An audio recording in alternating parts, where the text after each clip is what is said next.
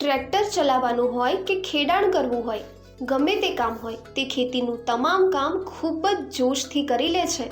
જ્યારે પિતા ઘાયલ થયા ત્યારે દીકરીએ ખેતીની જવાબદારી સંભાળી લીધી અને આજે પંજાબની સંદીપ કૌર તેના પિતાને ખભે ખભા મિલાવીને ટેકો આપી રહી છે. ખેતરમાં કામ કરતી વખતે પિતાના પગમાં ઈજા થઈ હતી, ત્યારે તેમનું કામ અટકી ગયું.